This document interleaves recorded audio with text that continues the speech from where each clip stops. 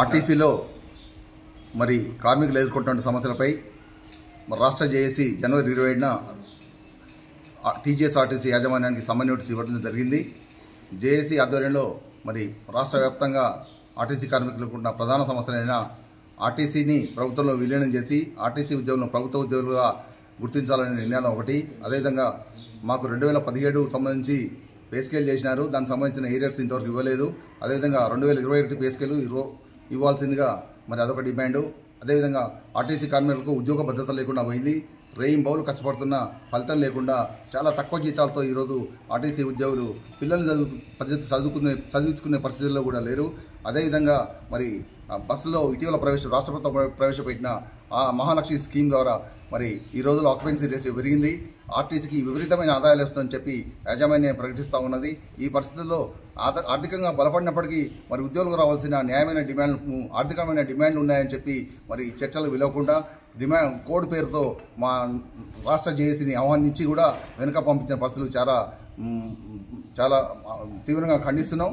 అదేవిధంగా వెంటనే మరి ఆర్టీసీ కార్మికుల న్యాయమైన డిమాండ్ అయినటువంటి ప్రైవేటు పరం చేయకుండా ఆర్టీసీ సంస్థ పరిరక్షణ కోసం మేము ఉద్యోగుల ఖాళీల భర్తీ కోసం మేము సంస్థను రక్షించుకోవడానికి చేస్తున్న ఈ సమ్మెను మరి రాష్ట్ర యాజమాన్యం ప్రభుత్వం అర్థం చేసుకుని మేము సమ్మెలోకి వెళ్లకుండా నివారించాలని చెప్పి గౌరవ ముఖ్యమంత్రి రేవంత్ రెడ్డి గారిని, అదేవిధంగా మరి మా రాష్ట్ర ఆర్టీసీ యాజమాన్యమైన ఎండి గవర్నమెంట్ పెద్దలు సజ్జనార్ గారిని ఈ పత్రికా వేదికగా మేము జేఏసీ తరఫున మా రాష్ట్ర నాయకత్వం తరఫున అభ్యర్థిస్తూ ఉన్నాము.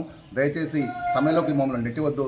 ఆర్టీసీ కార్మికులు చాలా సురక్షితంగా ప్రయాణికులను గమ్యస్థానాలు చేస్తున్నారు. మరి ఆర్టీసీలో ఉన్న రావాల్సిన న్యాయమైన సమస్యలు వాస్తవానికి ఆర్టీసీ యాజమాన్యానికి పూర్తి తెలిసి కూడా మరి నెరవేర్చలేని పరిస్థితుల్లో మరి ఉన్నారు. మరి సీసీఎస్లో, ఎస్ఆర్బీఎస్లో, ఎస్బీటీలో, పీఎఫ్లో మరి సీసీఎస్ లోన్లు ఎంత లేట్ అవుతున్నాయో మరి ఆర్టీసీ ఉద్యోగుల పిల్లల భవిష్యత్తుకు, పెళ్లిళ్లకు, చదువుల కోసం మేము లోన్లు పెడుతున్నాం. ఆ డబ్బుల్ని కూడా ఆర్టీసీ యాజమాన్యం వెంటనే ఆ సొసైటీలకు, అదేవిధంగా పీఎఫ్, ఎస్బీటీ, ఎస్ఆర్బీఎస్కు చెల్లించి మరి ఆర్టీసీ ఉద్యోగుల న్యాయమైన డిమాండ్లను పరిష్కారం చేయాలా. అదేవిధంగా ఆర్టీసీ కార్మికులకు ఎదుర్కొంటున్నటువంటి అన్ని అంశాల్లో ముఖ్యంగా ఉద్యోగ భద్రత ఒకటి, సాఫ్ట్వేర్ టిమిషన్లో సాఫ్ట్వేర్ని కూడా కొంత మార్పు చేయాల్సిన అవసరం ఉంది.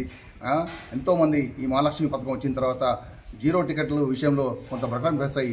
మరి మనీ టికెట్ బదులు జీరో టికెట్ రావడం ఎంతోమంది ఉద్యోగులకు యాదృష్టంగా జరిగిన విషయం మరి ఆర్టీసీ యాజమాన్యానికి కూడా తెలుసు. అయినా కూడా ఎంతోమందిని మరి రిమూవల్స్ చేస్తూ ఉన్నారు. ఆ పద్ధతి మరి ఈ రోజుల్లో కుటుంబాన్ని రక్షించుకునే పరిస్థితిలో చిన్న పొరపాట్లు మామూలు ఎట్టి పద్ధతిలో చేయరు, అవి యాదృష్టంగా జరుగుతున్నాయి. అదేవిధంగా న్యాయమైన డిమాండ్లు అన్ని సమ్మె నోటీసులు ఇచ్చినాయి. యాజమాన్యం పరిష్కరించి యాజమాన్యం మరి రాష్ట్ర ప్రభుత్వం వద్ద వెళ్ళి వివరించి మరి న్యాయమైన ఆర్టీసీ ఉద్యోగుల సమస్యలను పరిష్కారం చేయాల్సిందిగా గౌరవ ఎండీ గారికి, అదేవిధంగా ఎండీ గారు రాష్ట్ర ప్రభుత్వానికి మరి ఇవన్నీ విషయాలు తెలియజేసి సమ్మెలోకి వెళ్లకుండా ఆర్టీసీ కార్మికులకు మరి ప్రయాణికులకు సురక్షిత గమ్యస్థానం చేయడానికి పరిష్కారం చేయాల్సిందిగా గౌరవ ఎండీ గారిని మా రాష్ట్ర జేఏసీ తరఫున అభ్యర్థిస్తా ఉన్నాం. మార్పు తీసుకురావాల్సిందిగా మరి యాజమాన్యాన్ని రిక్వెస్ట్ చేస్తా ఉన్నాం. ఆర్టీసీ కార్మికులు, చిన్న కార్మికులు, బీద కార్మికులు మా సమస్యలు న్యాయమైనవి. ఈ పెండింగ్ సమస్యలన్నీ పరిష్కరించాలా, డబుల్ డ్యూటీలు నివారించాలా, అన్ని ఖాళీలు ఆర్టీసీ కార్మికుల న్యాయమైన సమస్యలను ఆర్టీసీ కార్మికుల న్యాయమైన సమస్యలను ఆర్టీసీ కార్మికుల న్యాయమైన సమస్యలను ఆర్టీసీ కార్మికుల న్యాయమైన సమస్యలను ఆర్టీసీ కార్మికులు ఆర్టీసీకి న్యాయమైన కార్మికుల విషయంలో యాజమాన్య నిర్లక్ష్య వైఖరి యాజమాన్య నిర్లక్ష్య వైఖరి ఆర్టీసీ యాజమాన్య నిర్లక్ష్య వైఖరి ఆర్టీసీ న్యాయమైన సిబ్బంది న్యాయమైన కోరికలను